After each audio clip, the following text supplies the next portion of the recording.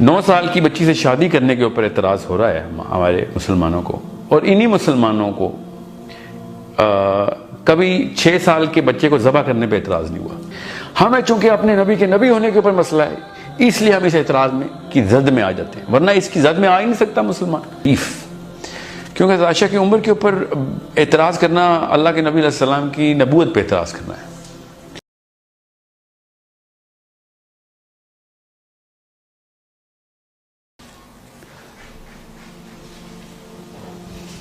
السلام علیکم۔ وعلیکم السلام۔ اچھا، یہ ایک بڑا کامن ایشو ہے ہمارا، اور اکثر اس کے اوپر بڑی ڈبیٹس بھی ہوتی ہیں کہ حضرت عائشہ کی ایج جو ہے ان کی شادی کے وقت، وہ عام طور پہ کہا جاتا ہے کہ وہ 9 سال یہ کہ جگہوں پہ آتا ہے تو 6 سال۔ تو یہ ایک بڑا مشکل معاملہ ہے مسلمانوں کے لیے کہ اس کے اوپر بڑا اعتراض اٹھایا جا رہا ہے پوری دنیا کے اندر، تو اس کو آپ کیسے ایکسپلین کرتے ہیں؟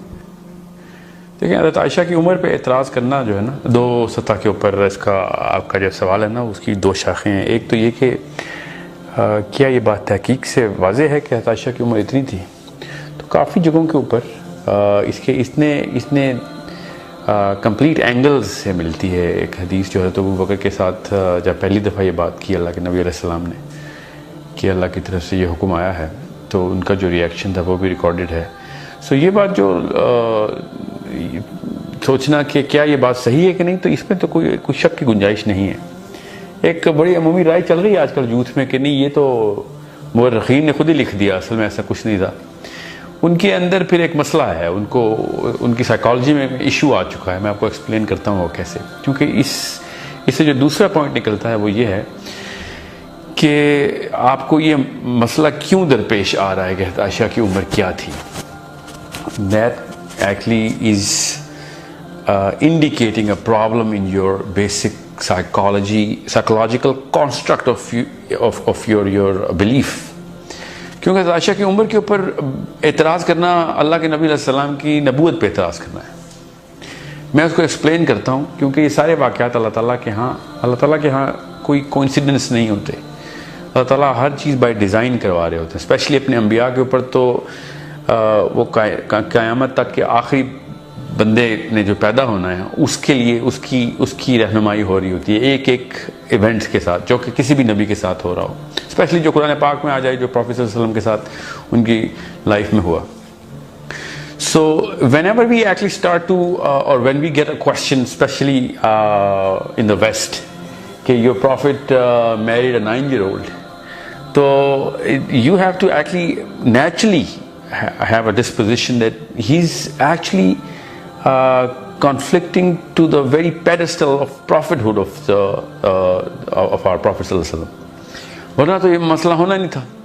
تو جب مسلمانوں کو خود بھی اس بارے میں الجھن شروع ہو جائے، تو اس کا مطلب ہے ان کی اللہ کے نبی صلی اللہ علیہ وسلم کی نبوت کے اوپر جو ایمان رکھنا ہے نا، اس کے وہ ڈگمگا گئے۔ میں اس کا ثبوت دیتا ہوں کو سائیکالوجی سے۔ 3000 سال پہلے قرآن پاک سے اللہ کے نبی صلی اللہ علیہ وسلم کی شادی سے 3000 سال پہلے زیادہ عجیب و غریب واقعہ اور واقعات کی لسٹ پہ ہم نے کبھی اعتراض نہیں کیا۔ 9 سال کی بچی سے شادی کرنے کے اوپر اعتراض ہو رہا ہے ہمارے مسلمانوں کو، اور انہی مسلمانوں کو کبھی 6 سال کے بچے کو ذبح کرنے پہ اعتراض نہیں ہوا۔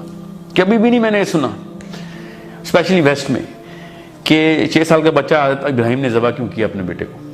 تو انہوں نے تو چھری چلا دی تھی، ٹھیک ہے، وہ تو بعد میں ایک بکرا آ گیا نا، ادھر تو دمبا آ گیا، ورنہ تو نبی نے تو چھری چلا دی تھی، اور یہی تو امتحان تھا اس کا۔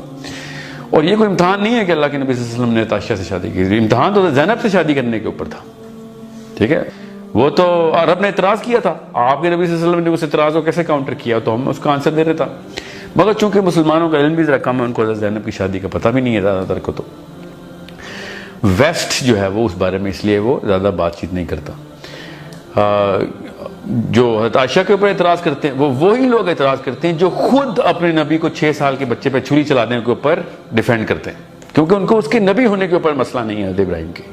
ہمیں چونکہ اپنے نبی کے نبی ہونے کے اوپر مسئلہ ہے، اس لیے ہم اس اعتراض میں کی زد میں آ جاتے ہیں، ورنہ اس کی زد میں آ ہی نہیں سکتا مسلمان۔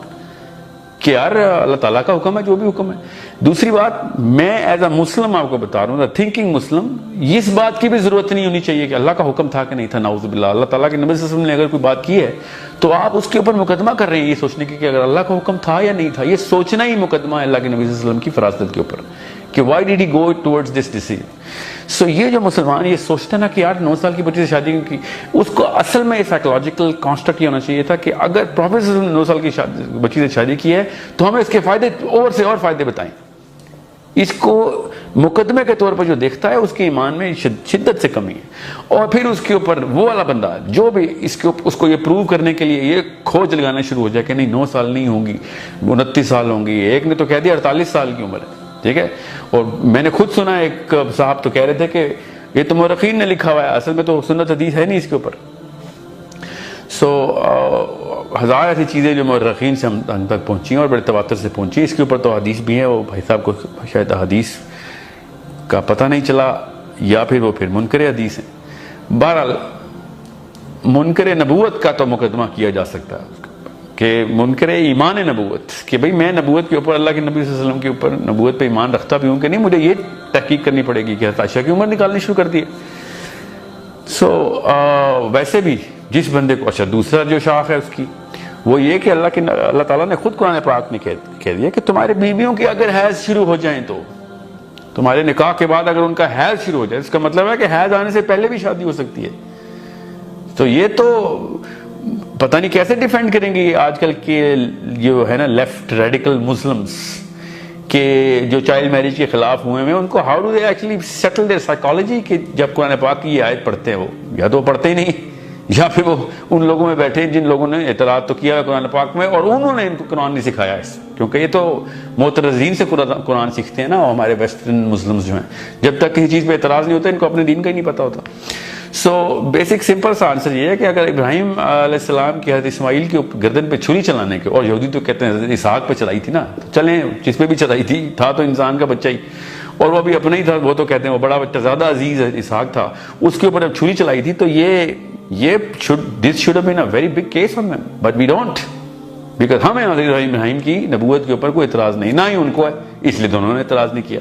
اب یہ اعتراض رہ گیا ایتھیسٹ کے ہاتھ, اور وہ ایتھیسٹ تو بھرپور اعتراض کرتے ہیں یہودیوں پہ کہ یار تم ایسے نبی, ایسی کتاب, نبی کو تو نبی تو کانسیپٹ ہی نہیں مانتے نا, وہ کہتے ہیں ایسی کتاب پہ ایمان لاتے ہو جس میں ایک باپ اپنے بچے کو ذبح کر دیتا. اور پھر وہی ایتھیسٹ اٹھ کے مسلمانوں کو بھی کرتا ہے ساتھ, لیکن یہودیوں کے بینر بھی لگ دیتے ہیں کہ تمہارے نبی نے تو 11 شادیاں کر لیں اور تمہارے نبی نے تو 9 سال کی بچی سے شادی کر لی. ان کے اپنے نبی 300 شادیاں کر کے بیٹھے ہوئے ہیں, جو کہ ہمارے بھی نبی, ہمیں کوئی اعتراض نہیں اس بات پہ, ہمیں نبوت سے اعتراض نہیں ہے تو ان کے نبی کے کسی بھی کام سے اعتراض نہیں ہے. اسی کو کہتے ہیں آمنت باللہ و ملائکتہ و کتبہ و رسلہ. رسلی کا مطلب یہ ہوتا ہے کہ بھائی آپ یہ اللہ کے احکام ہیں, دنیا میں چلتا پھرتا اللہ کا حکم چل رہا ہے ہمارے سامنے, نبی اس کو کہتے ہیں.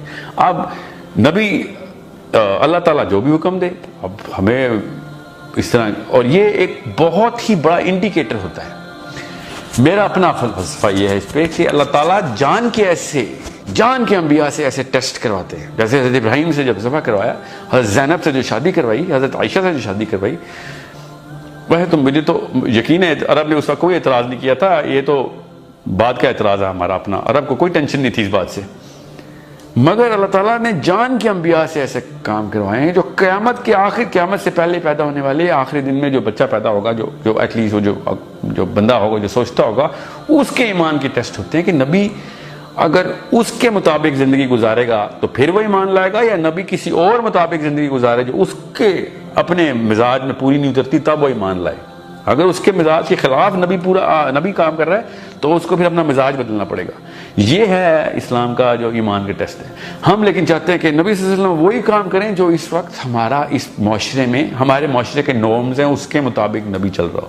یہ ہماری جو سائیکولوجیکل کانسٹرکٹ ہے, نبی کی بھی سائیکولوجیکل کانسٹرکٹ ہو, اللہ تعالیٰ اس کو پے در پے توڑتے ہیں. ایک نبی سے, ہر نبی سے ایسے کام کروائیں اللہ تعالیٰ کے, جو اس وقت معترضین کے دل کے نفاق کو ظاہر کر کے باہر لے آتا ہے.